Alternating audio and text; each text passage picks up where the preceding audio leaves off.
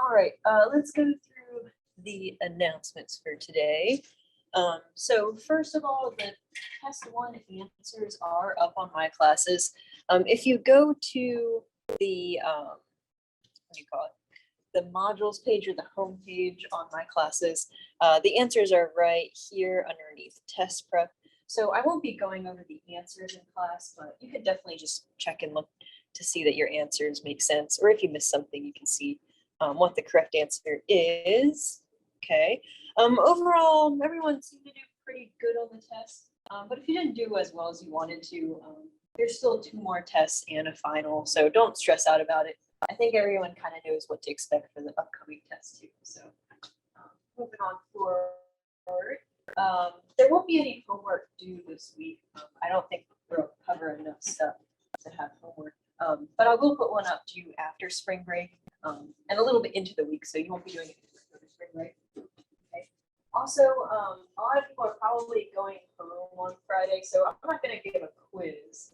But make sure if you don't come to class on Friday, hop on Zoom or email me to record the class. Okay. Any questions on the announcements? All right. So I guess we have to, oh my God, I can hear myself. Okay. I guess we have to start our talk about actual class now. I haven't really done new stuff for a while, so I'm going to broadcast my screen here. And we're going to take off where we left off with our guided notes from last Monday. Is there anyone who needs a copy of the notes?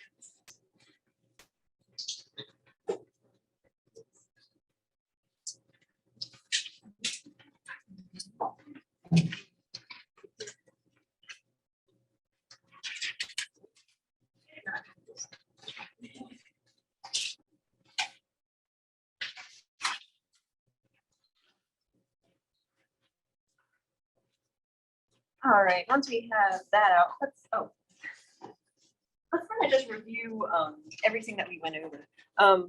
Actually, I forgot my copy of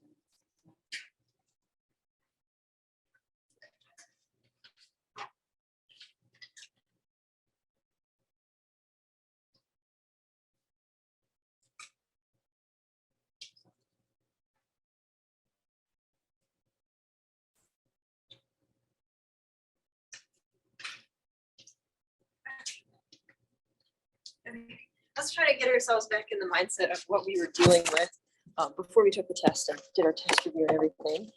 Okay, we talked about these basic probability rules, right? So we started on probability. We had these like charts that like had the X values and the probabilities of the X values. We called those probability distributions, right? And let's see, we had a couple of rules that revolved around this idea of mutually exclusive. Can someone kind of explain what mutually exclusive means? So what does it mean for 2 things to be mutually exclusive?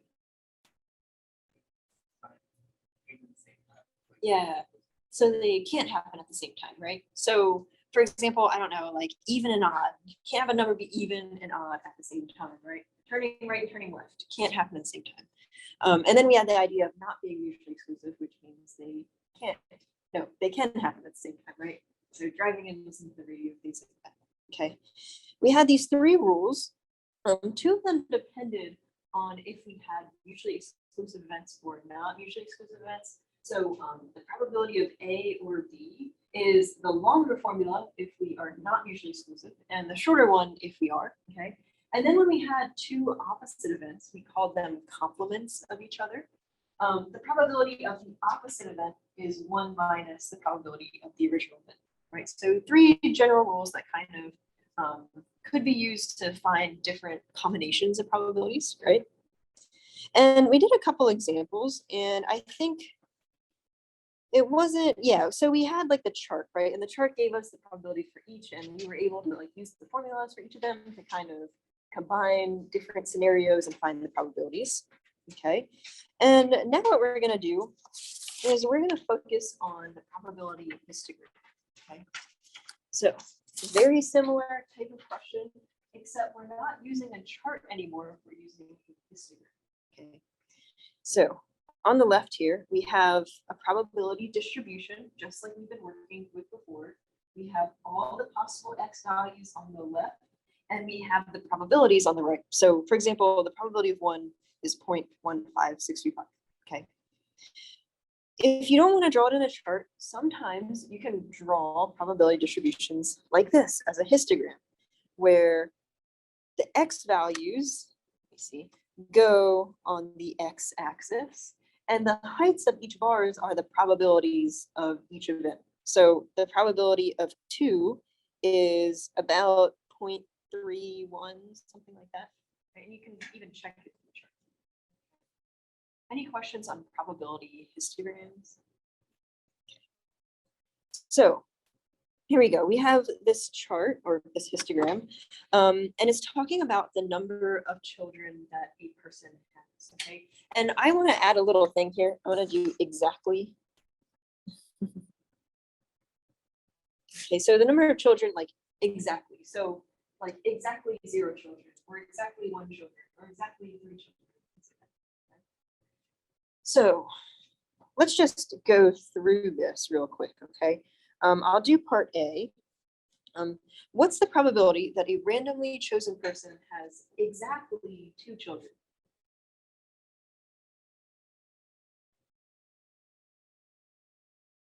How would I follow, TJ? It would be 0.244. Good, right? It's just the height of the rectangle above 2. Does that make sense? Okay. So this would be 0.244. How about this? I'll do part B. Okay. What's the probability that a randomly chosen person has fewer than 2 children? Well, this one depends on if we have mutually exclusive events or not mutually exclusive. Which one do you think this is? Can you have 2 children and exactly 1 child at the same time? Can you have exactly 4 children and exactly 5 children at the same time? No, right? You can either only have like exactly 4 children or have no children, right? So all these events are mutually exclusive. This is an example of something where I don't really think you can have anything not be mutually exclusive here, okay? So the probability that X is fewer than 2, another way I can write that is, I guess, 0 and 1, like 0 or 1 child, right? So this is the same as the probability that X is 0 or X is 1. Okay. So using my rule, am I using the first rule, the second rule, or the third rule to separate these guys? Second one, right? Because we have mutually exclusive events. We have an or statement, and we're going to separate this into the probability that X is 0 plus the probability that X is 1.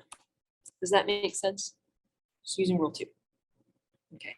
Well, probability that X is 0 is 0.273, right? And the probability that X is 1 is 0.16. And when I add them together, I'm getting 0.433.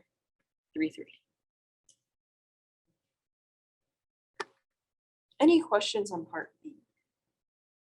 So it's basically the same thing as what we've been doing before, except we're using a histogram instead of a chart. Let's go to part C and D. I want you to try these two, okay? Try them together or on your own, and I'll be around to kind of look at what you guys are doing. All right, let's come back up together here. All right, so, oh my goodness, I got Erica to write up part C. Do you kind of want to explain your thought process here? So I knew they were mutually exclusive because we just talked about how you can't have both 4 and 5 children. And so with the probability of having 4 children was 0.082, and I just added that to the probability of having 5 children, which was 0.039, and I got 0.1. Awesome, awesome. Any questions on part C? All right, so this is another example of mutually exclusive, right? Can't have 4 and 5 children at the same time. Okay. So I know it says A, but part D, I got Jasmine to write that up. Do you kind of want to explain your thought process here? Yeah, so basically I saw that it could be 3. So I looked over the rules and I saw it would be the third, would be 1 minus. Yeah. And so I took 1 minus and then the 0.1.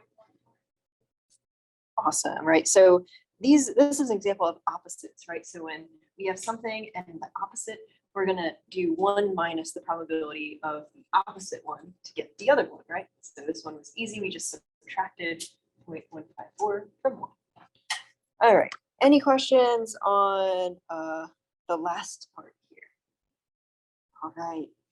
Well, I think that pretty much covers it for the basic probability rules section. So how about this? We're going to start a new topic. All right. Let me pass out the guided notes first. Okay. And I'm going to kind of walk you through something that might seem really counterintuitive.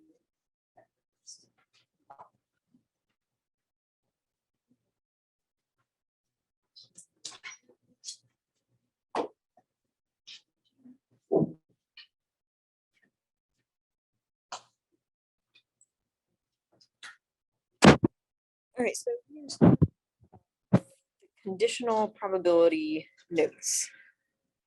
Go. Okay, so I feel like conditional probability is probably the hardest part of the probability kind of arena here. I always kind of find it really hard to understand what this is. So we're going to walk through it really slowly. We're going to do a few examples, and I feel like we'll get our brains working in that mindset. Okay. If things aren't making sense to you in the beginning, don't worry. We will get there. I need to kind of lead you through it first. Okay. So I'm going to give you a medical example. Okay. Let's say you're at the doctor's office, and your doctor tells you 3 things. Okay. So the first thing he tells you is you have this disease, or okay, there is a disease. I'm not going to tell you what type of disease it is or anything like that, but this disease affects 0.1% of the population. So this is a very rare disease. The doctor's telling you, oh my gosh, this is very rare. Okay. Second thing he tells you is the test for the disease is 95% accurate. So you take this test to see whether you have it or not, but it's only 95% accurate. Might be good, might be bad. And I'm not really going to tell you what this 95% accuracy even means here. Okay. The third thing he tells you is you tested positive for the disease. Okay. The question here is, what's the chance that you have the disease? Okay. Now, without calculating anything, I want you to take a look at these topics here, A, B, C, or D. And I want you to guess what's the chance you have the disease, okay? So how about this? If you think it's A, put up a 1, B, 2, C, 3, and D, 4. I kind of want to see what you guys think. Right. Hands up now. Okay. Got a couple 2s, 3s. I think I saw a 1. All right. So most of you think it's about 2 or 3, right? Here we go. I'll tell you the answer. The answer is D. Okay. Yeah, it's very counterintuitive, right? How can the answer be D? There's nothing about 2% in this entire thing. Like, there's no way you can get 2%, right? This is kind of strange. Now, this question was actually given to a bunch of medical doctors, okay? And they all got it wrong too, okay? Which don't feel bad about your doctors. Most of them don't have math degrees, okay? So don't yell at your doctor for not knowing this. But it is very counterintuitive, okay? And I'm going to try to lead you through how I got 2% and why it even is 2%. And maybe we'll try to get you out of that mindset of thinking like intuitively when you're dealing with conditional probabilities, okay? Your answer might not match what is given, okay? Let's talk about the accuracy thing first, okay? Now, there's a lot of different definitions of something percent accurate, okay? My definition for this is, let's say I tested 100 people, okay? What it means to be 95% accurate is that out of these 100 people, okay, no matter if they're healthy or sick or whatever, okay, so 5 people, oh my goodness, 5 people will be told they have the disease.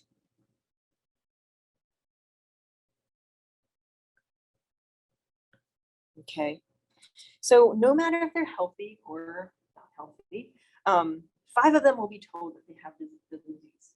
Do you think 5 of them actually have the disease? No, right? Because it's 0.1% of the population, right? 5 out of 100 isn't 0.1. That's 0.1%. That's a lot bigger than 0.1. Okay, so some of them are going to be told they have the disease, even if they don't have the disease at all. Okay, so let's say we had 1,000 people now. Okay, so we have 1,000 people, and remember that 0.1% of the population have the disease. How many people do we expect to have the disease? It's like actually have it. How about this? 0.1% is what decimal? 0.001, right? We divide by 100.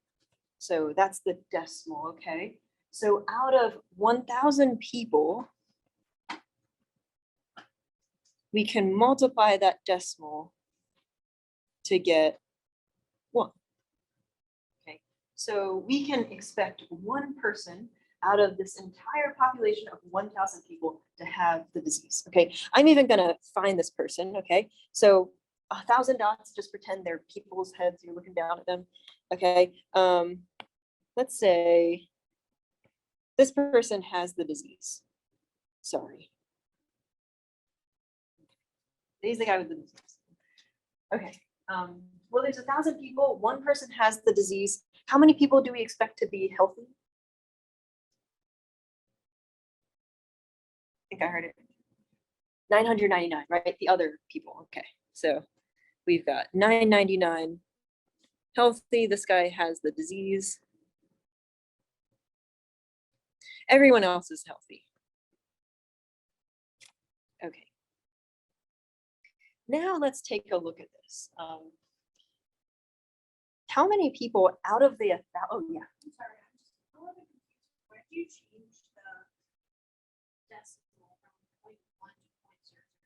Just because it's 1,000? No, so for example, if, let's just change the question. I know it's a little weird to see a decimal percent. If 2% of the people had the disease, we would change 2% to 0.02 and multiply it by 1,000, right? Yeah, it's weird because I didn't really give you something that was a decimal percent, right? Yeah, but we just changed the percent to a decimal in general. Yeah, good question. Okay. So 1 has disease, 99 are healthy. How many people were told they have the disease? How do I find that number? 1,000 people took the test. How many were told they have the disease?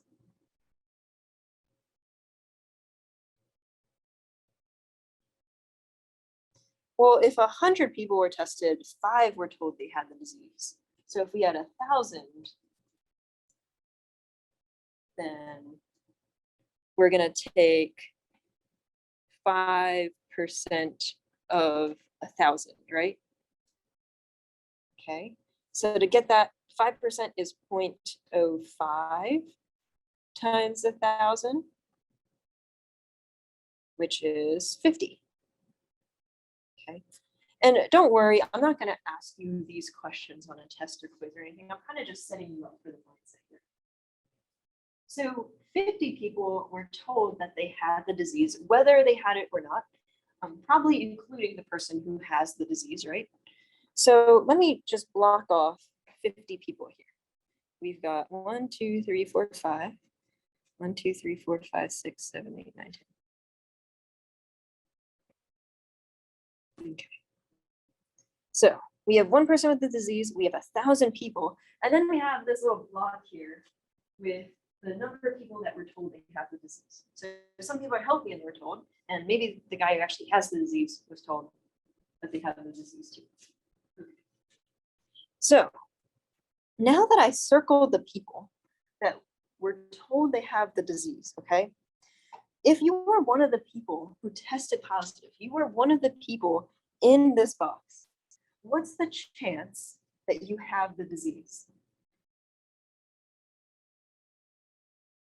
1 out of 50, good.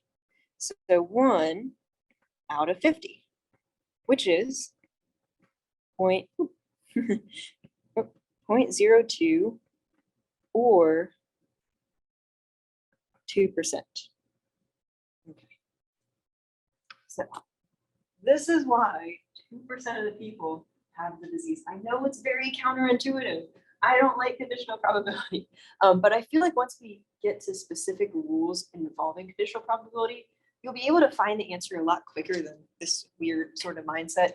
And you'll see that your answer doesn't really match what you actually think, okay? So let's flip the page here, okay? I'm gonna show you 2 different ways that I can ask you a question about conditional probability, okay? I think the first way is a little bit harder to understand, but once we get to a specific formula, it'll be easier to piece things together, okay? The second question is going to be a lot easier once we have a formula, okay? So let's just say I roll 2 dice. Now I'm not labeling the dice, so there's no dice 1 and dice 2, they're just 2 random dice, okay? And I want to find specific probabilities of getting, like, I don't know, 2 6s or 1 5 and 1 2, something like that. Okay. The first question here asks us the probability that there is at least 1 6. Okay. Now, instead of trying to think about all the different things that can happen, what I like to do here is to draw what's called like a 2-way table or a 2-way chart. Okay. And it really like organizes all the possible outcomes that can happen. Okay. So how many things can I get if I roll one of the dice? 6. And then the other one is also 6, right? So I'm going to make a chart here, okay, where they're going to be like 6 rows and 6 columns. 1, 2, 3, 4, 5, 6. I'm very bad at counting, so let's just see how many I end up making. 2, 3, 4, 5, 6, 1, 6. Okay, let me get my eraser.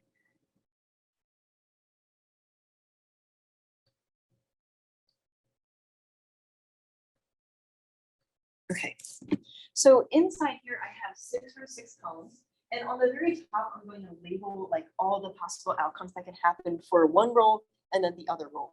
So here I have the first die, die 1, but it's not really labeled die 1, it's just one of the die. Okay, and this is another die.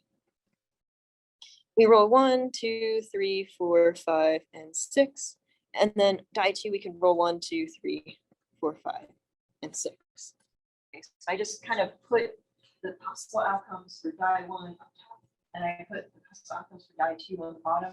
I'm not really labeling any of the die, I'm just kind of labeling what the rows mean here. Okay.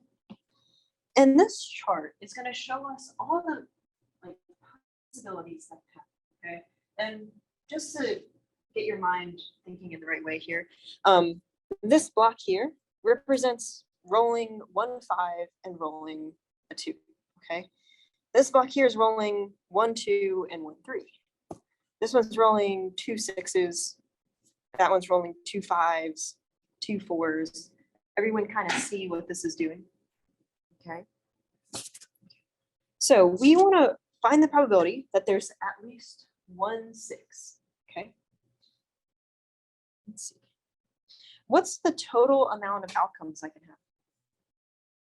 So what's the total number of things that can happen here? 36, right? There's 36 blocks. We could roll a 1 and a 1. Oop, that's not what I wanted. A 1 and a 1, a 2, 1 and a 2, a 1 and a 3, a 1 and a 4, and so on. We can roll these guys, and there's 36 total blocks. So 36 total events, right? Now what we want to do is we want to find the probability that there's at least 1/6. Okay, so 1/6 that happens. Okay. Let me get out my highlighter. Okay. Which blocks represent at least 1/6 being rolled?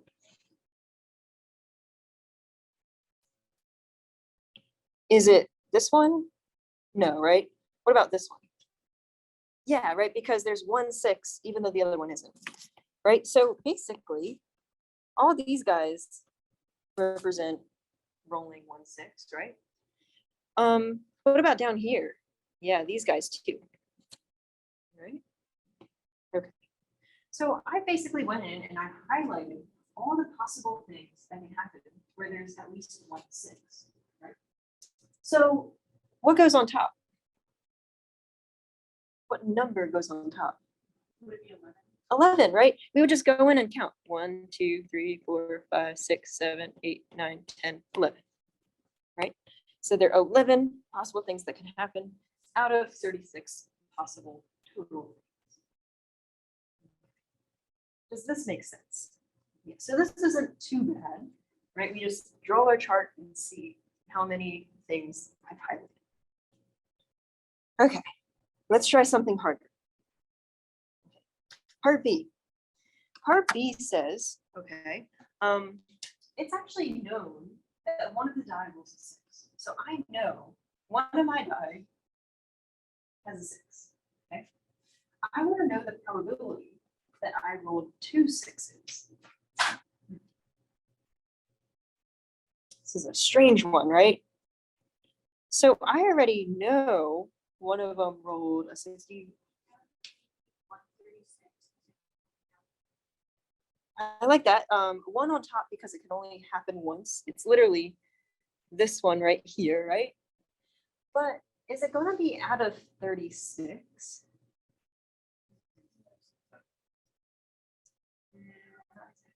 Oh, what did you say? 11. And why is it 11? Yeah, it's the total amount of things where one of them rolls a 6, right? Let me write this down and try to explain it a little bit better. Okay. Let's see.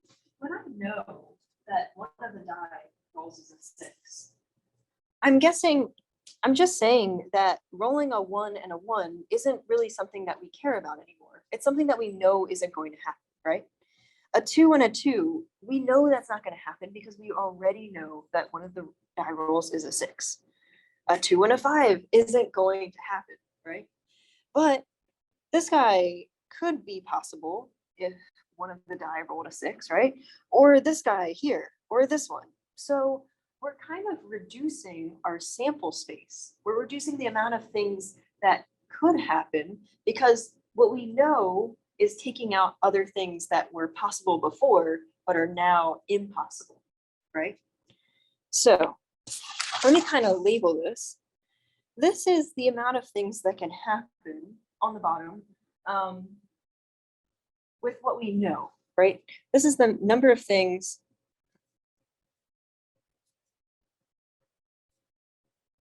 where we know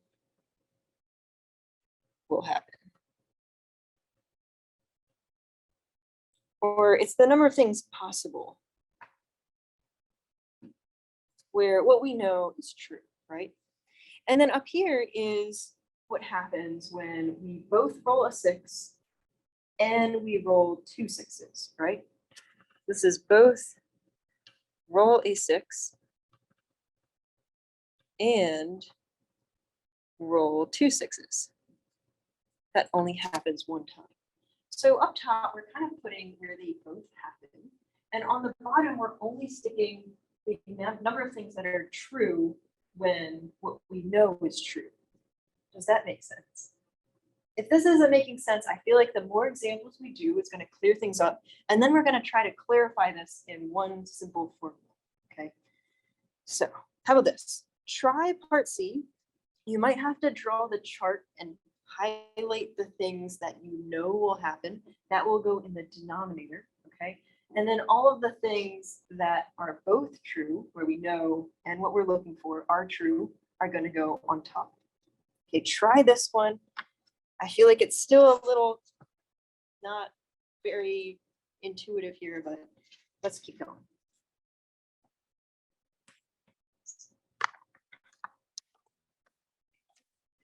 Yep. All right, let's come back to the front here. All right, TJ, do you kind of want to explain your thought process for part C? Yes, so first I did the total probability of where at least one of the dice rolls a 5. So I X all of the ones where 5 could be in it. And then so that would be the denominator. And then the questions asking if you rolled a 2 and a 5. So then I went back to the chart to see where those intersect, and they were at 2 different points. So the numerator would be 2. Okay, awesome. Any questions on part C? I know this is a little bit of a struggle to mentally kind of work your way through. Don't worry if it's like not really making sense yet. Yeah. Oh, okay. So I think what TJ was saying is, okay, we wanted to see with what we knew. What we know is one of the die rolls is a 5. So that's one thing, right? Then we have another one. You roll a 2 and a 5, right? So I think what he means by intersection is when they both happen at the same time. So rolling a 5 and rolling a 2 and a 5. Okay, so those are both true over here because we rolled a 5 and we rolled both a 2 and a 5, right? Yeah, and then here. Awesome. Okay, if it's not making sense yet, don't worry. We are going to create a formula. I know I'm going a little slow with this formula creation here, okay? But I feel like it'll make sense by the end of this example. So this example, we have a deck of playing cards. We're just gonna pull a card out of the standard deck of cards. It's shuffled, everything's good, okay? Now, instead of drawing my chart of like 1 through 6 and 1 through 6, I've just laid out all the possible things that could happen. We can have different suits like spades or clovers or hearts. We can have different numbers like 1, king, jack, things like that. Okay, these are all the possible cards in a deck, right? Okay. So I have some new notation for you guys. Part A says let E be 7, 8, queen, or ace. So E here stands for an event, okay, something that can happen.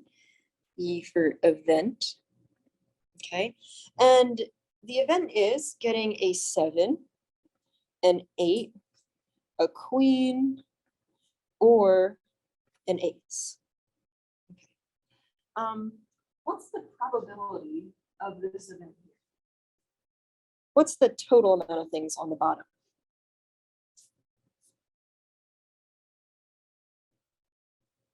52, right? There's 52 cards in the deck. We can count each of those cards if we wanted to. Okay, and how many cards satisfy 7, 8, queen, or ace? Well, let's see. There's 4 things, but then there's 4 of each, right? So 1, 2, 3, 4, 5, 6, 7, 8. Then you'll involve 13, 14, 15.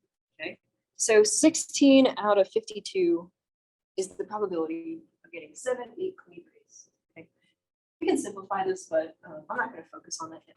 Okay. Okay. Now, let's make K1.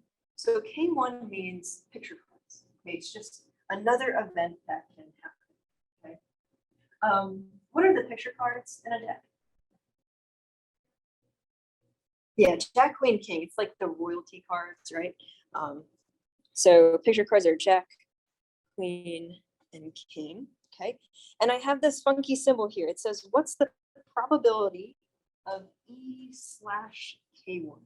Okay, we're gonna read this as the probability of, okay, E happening, but we know K1 is true. Okay, so it's kind of like that question where I already knew that I rolled a 6. I wanted to know the probability of 2 6s. It's the probability that we already know that K1, or getting a picture card, is true, but I'm interested in the probability of the 7, 8 Q or A's. Does that make sense? So let's think about this. Before, we highlighted the possibilities of what we know is true, right?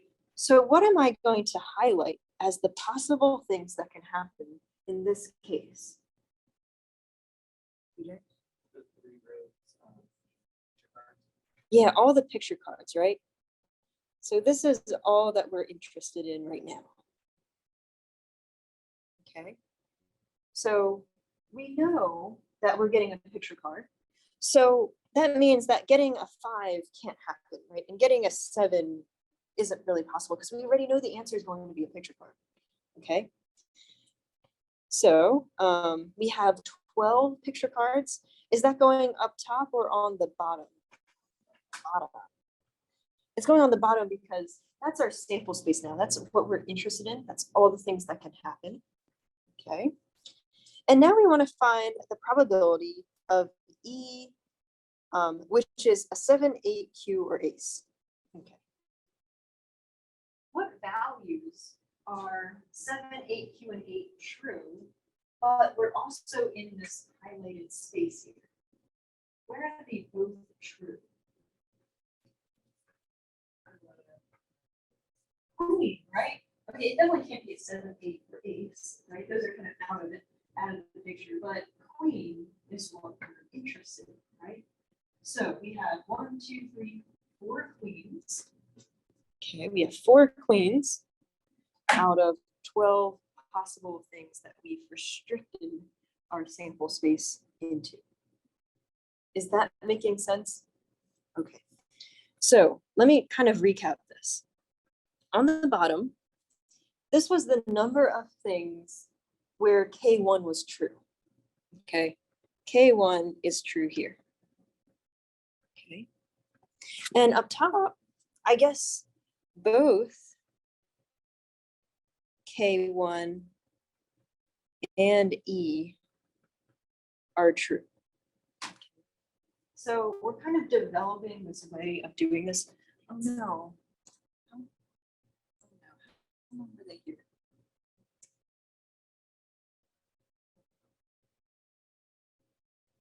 Oh, okay, she's in the next class. Okay. Okay, we're good. Okay, so we're kind of developing this kind of formula here. Up top, we're writing how many times we have both of the events being true. And on the bottom, we have how many times just the thing that we know is true. Okay, let's try part C. K2 is a 6 or 7. Okay, on the bottom, how many things are both, or how many things are there where just K2 is true? A 6 or 7 is true. 8, right? This is K1 or K2 is true. Okay, and going back to the picture, we have a 6 or 7. Okay, where is a 6 or 7 and a 7, 8 Q or ace both true? Just the 7, right? So this guy, this guy, this guy, and this guy. 4 things up top. Okay, so this is both a 6 or 7 and 7, 8 QA true. Okay, starting to make a little more sense. Okay. How about this? I don't know how much time we have left. Let's just skip to the bottom here and we'll do part D after this, okay? There's actually a big formula for this. It's called like Bayes' theorem. I kind of want to write it in words because I think it's easier to understand that way. Okay. When we're trying to find the probability of E/K, so the probability that E is true when we know that K is also true, okay, it's going to be the number of outcomes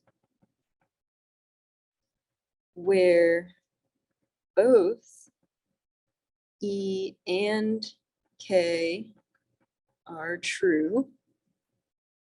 Okay, that intersection idea where both of these guys are true at the same time. Okay, and we're going to put it over the number of outcomes where just K is true. Okay, so the bottom is like our highlighted space where just K is true. The top is where both E and K are true. Any questions on this formula here? Now, once you have our formula, written out, it's going to be a lot easier to find these probabilities instead of highlighting and counting in the highlight, and trying to figure out what number goes on top, what number goes in the bottom. I think it's easier just to count the numerator and then count the denominator and stick them on top of each other. Okay. Any questions? All right, next class, we're going to start on part D. I'll let you try a few on your own, and then we'll get into a type of question which is a little bit easier. Okay, I'm sorry that this class was a little bit hard to mentally get through, but I think we got through it. All right.